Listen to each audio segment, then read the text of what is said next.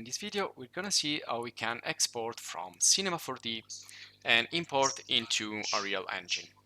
So we have here a pretty simple scene developed in Cinema 4D. So I have created a scene in Cinema 4D and I have here my launcher, my Unreal Engine 5 launcher. So this is the latest version at the moment of the render engine. So I will start by creating a file here. You can see I've tried also other export from Unreal, to Unreal from SketchUp and other software. So basically I usually use a blank without starter content to be quicker, and also without ray tracing, just a blank scene just to test the effectiveness of the exporting process. So I'm gonna type here project name Cinema 4D and create this new project.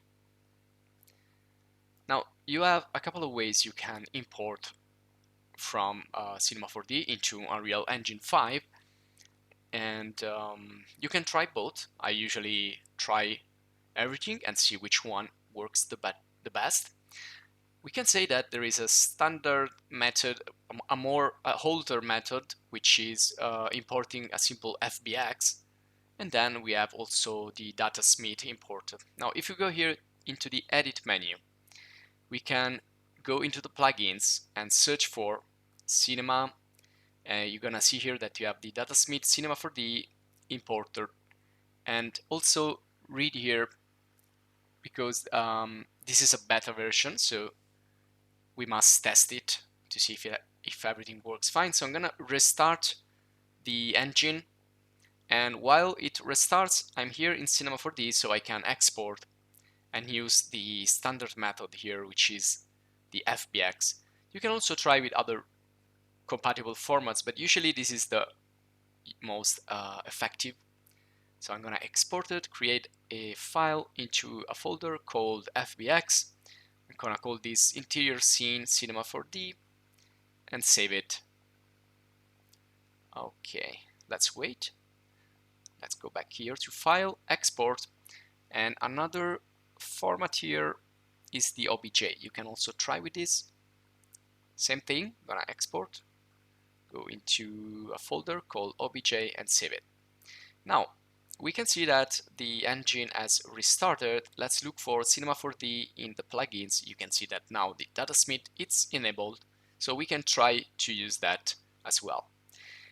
And let's go to File, and let's go to Import into Level, and let's navigate here. You can see we have OBJ and FBX, so we can try with both.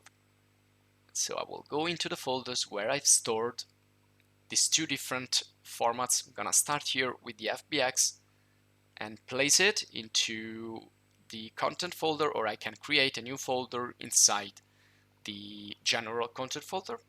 I can call it C4D underscore FBX. Okay. And okay, now it's asking me for what I want to import. Static meshes. You have a lot of meshes here in this scene. You can also start with something simpler, but you can see here all the different elements into the scene. Static meshes, skeletal meshes if you want to do character animation materials, and hopefully it's gonna import everything that I've used in Cinema 4D. And that was, by the way, I think a scene in V-Ray for Cinema 4D, or no, that was a standard Cinema 4D scene with standard Cinema 4D materials and standard Cinema 4D lights, so no render engine for that. And there you go. Now we have this preview of the scene that we have imported, and I can already see there that we have some materials.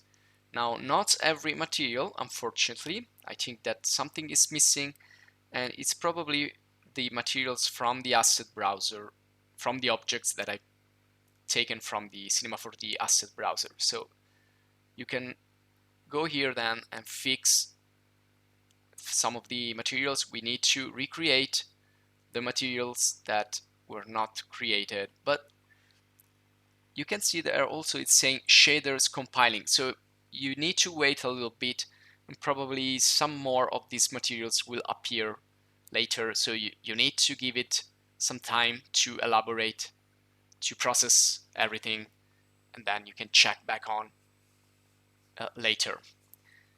So everything looks fine. The geometry looks as was created in Cinema 4D. We can see here that we can navigate with the standard navigation system. And there we go. Now we can also decrease the camera speed here.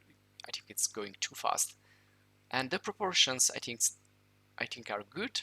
So this is our interior here that we can now navigate and interact with in Cinema 4D. Now again, it's still compiling shaders, so I think that you should wait until that process is over to define it. Now Datasmith. So how we can use Datasmith? Well, it's simpler than FBX. You just select the scene that you want to import, and that's it. You don't need to do anything else. So I'm gonna select here a Cinema 4D scene, and again I can create a folder, decide which elements I want to bring in, geometry, lights, materials, and so on. And this is the file here. So it's gonna look like a package or something. Also here I need to wait. Okay, I can move. You can see that that effect right there, that flickering effect, is probably because I have imported two similar geometries and placed one on top of the other. So when I move around, that's gonna give me that trouble there. And let's try to delete or isolate one of the two. Okay, so this is the FBX,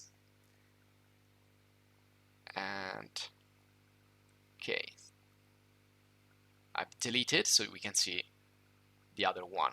And again, it's still flickering because probably in this project we have some more surfaces that are overlap, so they're gonna give you this weird effect. And by the way, I'm looking at this import, I can tell that it probably imported only the polygonal meshes that I had in the Cinema 4D file. And I see here some materials and geometries and textures folders. Probably they are still compiling, but what can I say? This is just a beta version, so we could test later version. Probably they will get better, but what I can see is my polygonal mesh probably. So I'm seeing everything that has meshes and polygons. I'm not seeing the rest of the objects, which were the objects in Cinema 4D, and there were complex objects like generators and like loft or sweep or lathe generators in Cinema 4D. Now, if you don't know what I'm talking about, you can check the video course in Cinema 4D, and you can see there all the different tools in Cinema 4D. You will find the video course in our channel, and also we will create more videos and also video courses about Unreal and other 3D software, so you can subscribe and stay tuned. If you want to support us more, you can join the channel. And that's it for this video. Thanks for watching, and see you in the next.